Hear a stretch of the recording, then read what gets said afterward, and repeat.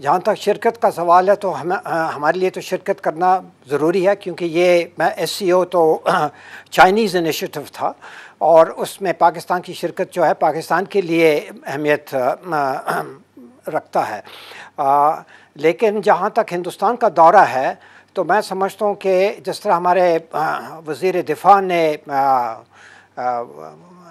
وہ کیا اسے کہتے ہیں وائے ویڈیو لنک کے ذریعے انہوں نے اپنی شرکت کی،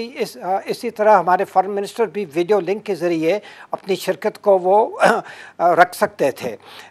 وہاں جانے کی ضرورت نہیں ہے، کیونکہ ہم نے تو اپنے تعلقات ہندوستان کے ساتھ اگست 19 کے بعد ڈاؤن گریڈ کیا ہے۔ قائم بالعمال لیول پہ ہم نے ابھی رکھا ہے اپنے سفارتی تعلقات، سفارتی لیول پہ نہیں، سفیر کے لیول پہ نہیں، سی ڈی اے لیول پہ ہم نے رکھا ہے، اور وہ اس وقت تک یہ ہمیں رکھنا چاہیے جب تک وہ اگست 5 2019 کا جو انہوں نے فیصلہ کیا تھا اور کشمیر کا جو خصوصی جو سٹیٹس تھا اس کو انہوں نے ختم کیا، اس کو بحال کرنا ضروری ہے، کیونکہ وہ جو قدم ہے وہ یونائٹڈ نیشنز ریزولوشن کی خلاف ورزی تھی، انٹرنیشنل لاء کی خلاف ورزی تھی، شملہ اکارڈ کی خلاف ورزی تھی، اور شملہ اکارڈ کی وجہ سے ایل او سی وجود میں آیا، اور اگر شملہ اکارڈ جو ہے وہ اس کی خلاف ورزی ہوتی ہے تو ایل او سی بھی جو ہے وہ تقریباً ختم ہو جاتی ہے۔ تو یہ پھر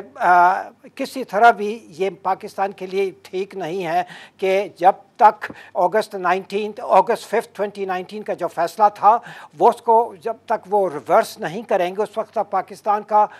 یہ کہ تعلقات کو بحال کرنا اس کے لیے قدم بھی لینا ٹھیک نہیں ہے پاکستان کے لیے۔ تو میں سمجھتا ہوں کہ ویڈیو لنک کے ذریعے ہمارے فارن منسٹر شرکت کر سکتے ہیں۔